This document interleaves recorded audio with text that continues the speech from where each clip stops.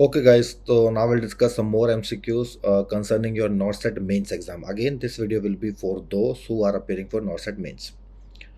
So, starting our discussion, a nurse is caring for hospitalized client with coronary artery disease. So, again, understand, read the question carefully. Patient hospital में admit है, उसको coronary artery disease है. Who begin to experience chest pain.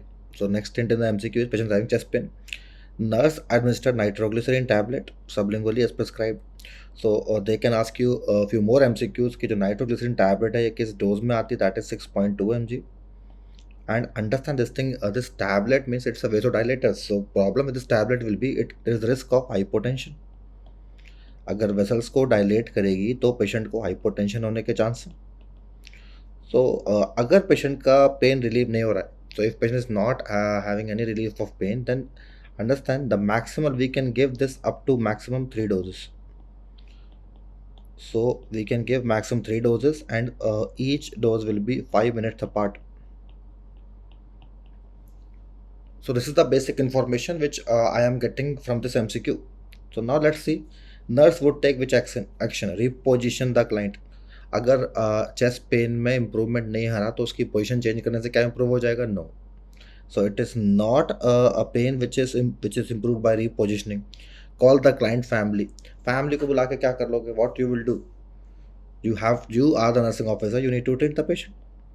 Contact the cardiologist. This is an option like we can contact, but before this, like as per nursing guidelines, we can give up to 3 doses. So administer another. So option C is correct. ये आप करोगे, but before ये कब करोगे? 3 dose देने के बाद. Am I clear? So they are asking you what is the next action. So next action is you should administer another dose, and if it is not improved by 3 doses, then you should consult the a treating physician or cardiologist. Simple. Okay, आगे चलते. A nurse is evaluating client response to treatment of pleural effusion with a chest tube. Means patient को chest tube डली हुई है, pleural effusion है. Nurse notes respiratory rate of 20 breaths per minute, so this is quite normal. Means patient की breathing improve हो गई है. Fluctuation of fluid level in water seal chamber. Chamber का fluid में fluctuation आया है, and a decrease in amount of drainage by 30 ml since previous shift. Now this is the hint. Means patient को chest tube डली हुई है, right? It is what we call this ICD, intercostal drainage. और अगर आप देख रहे हो कि ड्रेनेज का फ्लूइड कम हो गया, इसका मतलब ऑलमोस्ट सारा फ्लूइड निकल चुका है, right? So this is the hint, this is the check point where you have to understand कि फ्लूइड प्रीवियस शिफ्ट के हिसाब से कम क्यों हो गया. Why it is decreased? Because almost all fluid have been drained. On evaluation, which interpretation would the nurse make? Client is responding well to treatment. Possible, ये option हो सकता है बिकॉज सारा का सारा फ्लूइड ड्रेन हो गया. Let's see other option. Suction should be decrease. By suction should be decrease. जब सब कुछ ठीक काम कर रहा है तो डिक्रीज नहीं करोगे. System should be assessed for an air leak. There are no signs of air leak. कोई एयर लीक के साइन नहीं है, सो कुछ असेसमेंट नहीं करोगे. अगर उसको टैकीपनिया होता, there is no such thing. Water should be added to the water seal chamber. Water add करने की आपको ज़रूरत नहीं है बिकॉज अगर ड्रेनेज ठीक से काम कर रहा है, इट मीन्स ड्रेनेज काम कर रहा है, मीन्स पेशेंट को पूरा प्रॉपर ड्रेनेज दिन पर दिन नेक्स्ट डे अगर आप देखोगे वो कम होते जा रहा है, इसका मतलब सारा का सारा फ्लूइड ड्रेन हो रहा है, right? So water is not added. So understand this. Again we have to understand the question की विच इंटरप्रिटेशन, इससे क्या मिल रहा है आपको, क्या समझ में आ रहा है. Like it our patient is responding well. Simple. So answer will be this is one. Move और A. Nursing caring for a client who is taking digoxin. So अब देखो ये क्वेश्चन को दे दिया digoxin, but it is not a question related to digoxin. It's a question they are asking you basically on electrolyte imbalance and is complaining of nausea. So nurse gathers additional assessment data and checks most recent laboratory result, which laboratory value required need for follow-up. So basically for this question you should know the normal values. आपको normal value पता होनी चाहिए. So just I am writing here normal sodium value is 135 to 145 millimoles per liter. So sodium तो normal range में, right? So इसको follow up करने की जरूरत नहीं है, so we don't have to follow up this. Coming to potassium. So अगर मैं बात करूँ, potassium is having a very very very narrow normal range, so that is in the range of 3.5 to 5.0. अब देखो कुछ बुक्स में potassium की value आपको 5.5 लिखी होती है. सो जो 5 से 5.5 होती है उसको हम बोलते हैं asymptomatic hyperkalemia, but that is considered hyperkalemia. So आपको क्या याद रखना, you have to remember 3.5 to 5.0। So potassium की कम है, थोड़ा भी कम है, that is important, that is always significant, this is the answer. Let's see other option. Phosphorus it is 3.1, 3.1 से कितना दिया हुआ है, तो नॉर्मल रेंज आपको पता होनी चाहिए, normal range will be 3 to 4.5। So 3.0 to 4.5, so ये नॉर्मल रेंज में है, तो it is not the answer. And magnesium value you are knowing, ये मैंने आपको पिछले वीडियो में बताई थी, दैट इज 1.8 to 2.6, तो ये भी नॉर्मल है। So basically here only potassium is decreased. So patient is having a mild hypokalemia. So that need to be addressed. ऐसे पेशेंट को आप कैसे remember, in case of mild hypokalemia we give oral Potklor, और अगर severe होगा then we give IV, I can say KCl in, और जिसको बोलते हैं पोटेशियम क्लोराइड। सिंपल। सो अगर मैं बात करूँ और treatment for this patient will be potassium rich diet. Potassium rich diet means patient को नारियल पानी पिलाओ, आप पेशेंट को बनाना खिलाओ, and patient you can prescribe a syrup, एक सीरप आता है Potklor, this is to increase the potassium. यहाँ पर आईवी नहीं दोगे बिकॉज थोड़ा सा कम है। Nurse is providing discharge instruction to a client with diabetes mellitus, patient को sugar, glycosylated haemoglobin level is 10%। So just try to understand this question. Normal HbA1c value, so अगर मैं HbA1c की पहले आपको वैल्यू बताऊं, HbA1c is telling you past 3 months of sugar status. So normal HbA1c value is, it should be less than 5.6. अगर मैं बात करूँ 5.6 to 6.4, this is a condition we call this as prediabetes. Prediabetes का दूसरा नाम होता है impaired glucose tolerance, and when values are more than 6.5, more than और equal to 6.5, that is considered diabetes. So patient की value आप देखोगे HbA1c 10 चल रहा है, and they can ask you what is the target HbA1c। अगर किसी का पेशेंट का HbA1c 10 चल रहा है तो आपका टारगेट होना चाहिए इसको 7 से कम लेकर आओ, टारगेट इज लेस देन 7। अगर 6.8 6.9 आ गया, it means you are doing well, your patient is doing well, you are taking proper care as a nursing officer. अब यहाँ पर क्या है, in this question you can see, आपके पास एक पेशेंट है, you are having a patient who is having uncontrolled diabetes. So first we have to remember this thing, uncontrolled diabetes HbA1c is 10%। अब ऐसे पेशेंट को आप like what is the statement related to this client, तो let's see, increase amount of vegetables and water intake in your diet regimen. Vegetables खाओगे, पानी ज़्यादा पियोगे तो HbA1c पे उतना असर नहीं पड़ेगा, लेकिन आगे आपको DK के चांस थोड़े कम हो जाएंगे, बिकॉज इन DK और coma what happen is there is depletion of water from the body. So this is quite okay option. Let me see other option. Change the time of day you exercise because it may cause hypoglycaemia. Exercise करने का time बदलने से यहाँ का कोई रिश्ता नहीं है, there is no relation, no sense, right. And exercise करने से हाइपोग्लाइसीमिया उतना नहीं होगा। Continue with same diet, same diet तो कंटिन्यू नहीं करोगे, सेम डाइट एंड एक्सरसाइज। अगर आप सेम से कंट्रोल हो रहा होता तो फिर बदलने की जरूरत ही नहीं पड़ती, तो it is not correct answer. Start high intensity exercise regimen and decrease carbohydrate consumption. अगर पेशेंट जो हाई इंटेंसिटी एक्सरसाइज करेगा और कार्बोहाइड्रेट का कंजप्शन कम कर दोगे तो तेज एक्सरसाइज, कार्बोहाइड्रेट बिल्कुल कम, so this will increase patient risk of hypoglycemia. इससे पेशेंट का हो सकता है शुगर कम हो जाए, and remember hypoglycemia could be dangerous, यहाँ हाइपोग्लाइसीमिया हो सकता है, so it is not the correct option. So अगर पेशेंट पानी पीता रहेगा तो HbA1c उसका ज़्यादा भी है, तो like with this you can prevent patient to develop DK और coma, so that is going to be the right answer. समझ आए? तो अगर मैं इससे रिलेटेड और कुछ आपको बताऊं कि जो डायबिटिक पेशेंट को हम एडवाइस करते हैं, that is a mild to moderate intensity exercise, and that is almost like 150 minutes a week, means हफ्ते में 150 मिनट। सो अगर मैं इसको दिन के हिसाब से लगा लूँ तो it is like 20 to 30 minutes per day. दिन के 20-30 मिनट एक्सरसाइज करनी, because mostly patient will be like above 45 year old, so that's why this is the these are two possible things which they can ask in exam. Don't worry, हम सारे mains के questions इसमें discuss करेंगे, just you need to follow.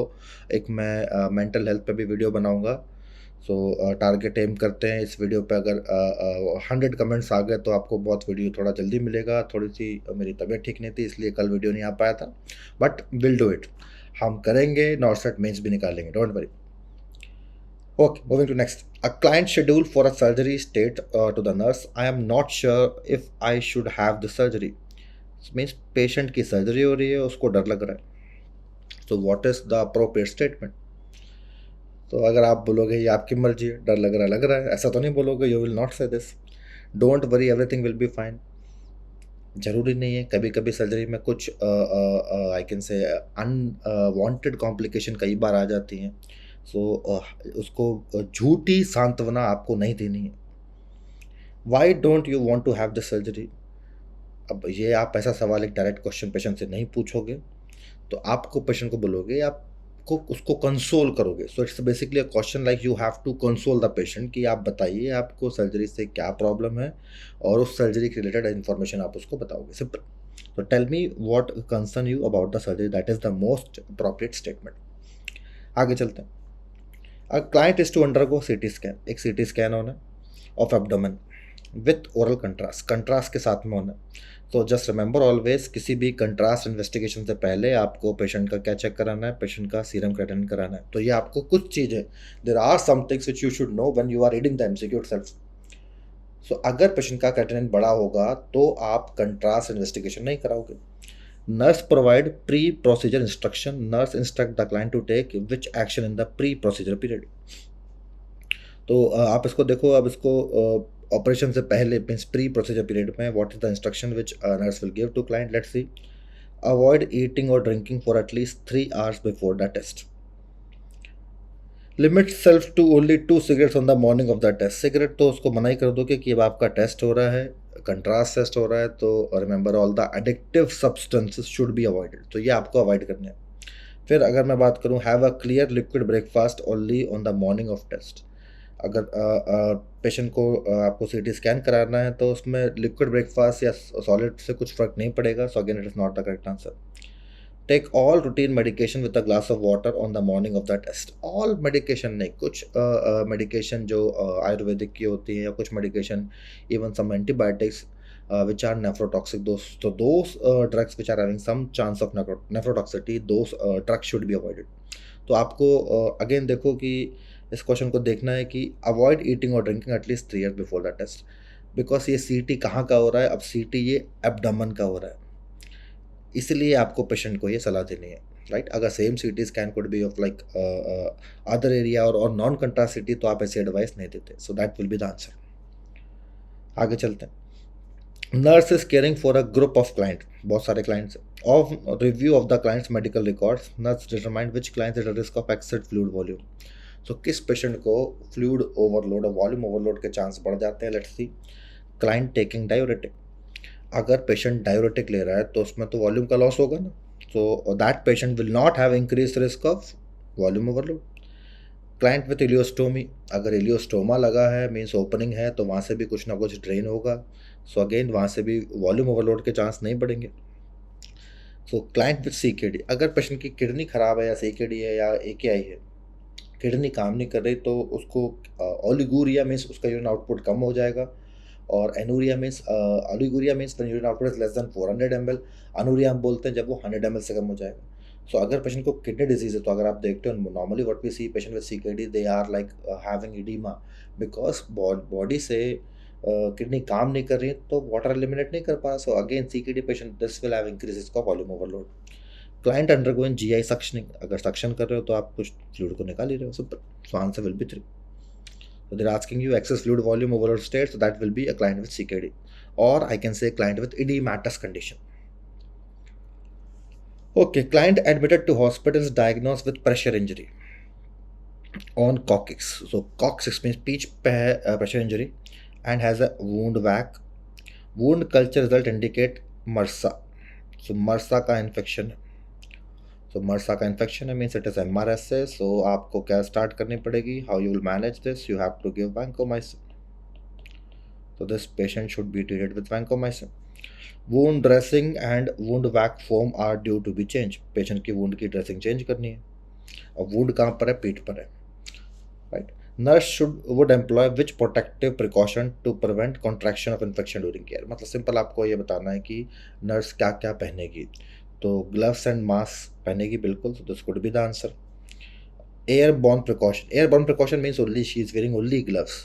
So now understand this thing, it's a wound, it is not an airborne infection. Generally patient को मर्सा का infection है कहाँ पर, कॉकिक्स के पास। तो जब आप उसकी ड्रेन पस साफ करोगे या उसको वहाँ पर ड्रेसिंग चेंज करोगे, और अगर आपने ग्लव्स नहीं पहने या आपके स्किन का कोई भी पार्ट, आपकी सपोज आपका एप्रन और I can say your protective shield, that can touch to that area and you can get MRSA, contact से हो सकता है।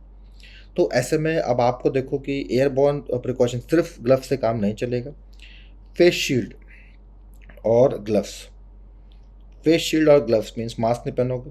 तो अब इसको देखो, पहले इस क्वेश्चन को मैं समझाता हूँ आपको। So understand this thing, there is a term in nursing we call this umbrella option.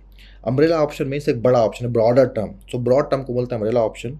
So अगर मैं बात करूँ कॉन्टैक्ट प्रिकॉशन की, सो कॉन्टैक्ट प्रिकॉशन में सारी चीज़ें आ जाती है। मीन्स आपको कॉन्टैक्ट प्रोटेक्ट करने के लिए you have to wear a gloves, a pair of gloves, you have to wear a pair of gown, right? You have to wear a face shield, and even like अगर आपको लग रहा है तो आप like a shoe mask or I can say a shoe cover also we need to wear. So that is a broad term. So अगर आपको पूरी तरीके से प्रिकॉशन लेने, if you want to take a full precaution, it's better to protect yourself. जैसे जैसे ही आप patient के पास जा रहे हो आईसीयू में या पेशेंट इमरजेंसी वार्ड में, a gown, gloves, face shield, shoe covers. So all is important. So contact precaution में सारी चीज़ें आ गई। So this is the umbrella option, और इसको हम बोलते हैं broad term। सिर्फ face shield, gloves, gown भी चाहिए, so it's not the answer। gloves and mask, so you can see gloves और इसके अंदर क्या आएगा, एक आपका मास्क भी आएगा। ग्लव्स और मास्क के अलावा आपको गाउन भी चाहिए, तो again it is not the answer. So contact precaution में सब कुछ आ गया, तो that is the answer. Simple. Okay, now understand. Nurse in charge for a long-term facility is planning the client assignment for the day. Which client would nurse assign to the assistive personnel? Means किस client को, nurse को एक assistive personal देना पड़ेगा। So generally understand this will be a person, a patient और a client जिसका कुछ जो काम नहीं कर पा रहा है, जिसको स्ट्रोक पड़ा हुआ है, पूरी बॉडी में फालिश पड़ी हुई है, paralysis like hemiplegia of the body. So he cannot do things on his own. So let's see what are the options. A client on strict bed rest, हो सकता है पूरी तरीके से बेड रेस्ट पे है। A client with dyspnea who is receiving oxygen therapy. So understand, एक client जिसको डिस्पनिया है, जिसको ऑक्सीजन मिल रहा है। सो अगेन ऐसे पेशेंट को जो भी नर्सिंग ऑफिसर होगा वो जब उसको ऑक्सीजन नीड होगी तब ऑक्सीजन दे देगा। तो अगेन इसके लिए एक पर्सनल असिस्टिव पर्सनल रिक्रूट करने की ज़रूरत नहीं पड़ती। A client schedule for transfer to the hospital for surgery, transfer करने के लिए you can do this transfer with nursing officer and at the help of a ward boy. So again इसके लिए एक पूरा पर्सनल हायर नहीं करना आपको। A client with gastrostomy tube who require tube feeding every 4 hours, so that is again आपकी 8 घंटे की शिफ्ट होती है, तो आप एक पेशेंट को 2 बार देख सकते हो। सो इट इज़, इसके लिए भी आपको एक असिस्टिव पर्सनल नहीं हायर करना है। तो जो पूरी तरीके से बेड रेस्ट पर है, बेड से नहीं मूव कर पा रहा है, तो उसके लिए आपको, आप बिल्कुल कुछ काम नहीं कर रहा, you need to hire assistive personal. So answer will be 1 और A। Okay, moving to next. Nurse is called to a client's rooms to assist the client who has a chest tube. Chest tube डली हुई है। Client state that it feels as if the tube has pulled out of the chest. Client को feel हो रहा है। Nurse assess the client and find that tube has dislodged and is lying on the floor. अब nurse ने देखा कि tube तो ज़मीन पे गिरी हुई है। What action would nurse take? Ask for a pair of sterile gloves. Gloves मंगाने हैं, मंगाओगे। Contact the charge nurse for help, ये भी कर सकते हो। Cover the insertion site with sterile dressing. Submerge the dislodged tube into sterile water. Now try to understand this. जो tube को आप पानी में डालोगे वापस से स्टेराइल वाटर में, तो उससे कुछ खास फर्क नहीं पड़ेगा। Cover the insertion site with sterile dressing. This is needed because with this you can prevent pneumothorax. Contact the charge nurse for help. अब ये काम मीन्स आप ये करोगे लेकिन बाद में करोगे। और ग्लव्स भी आप मांगोगे, और मांगोगे क्या, ग्लव्स तो आपके पास स्टेराइल ग्लव्स हमेशा होने ही चाहिए, so that is a part of your hospital protocol. So understand this thing to prevent pneumothorax. What is important? It is we need to cover the insertion site with the sterile dressing. So answer will be 3.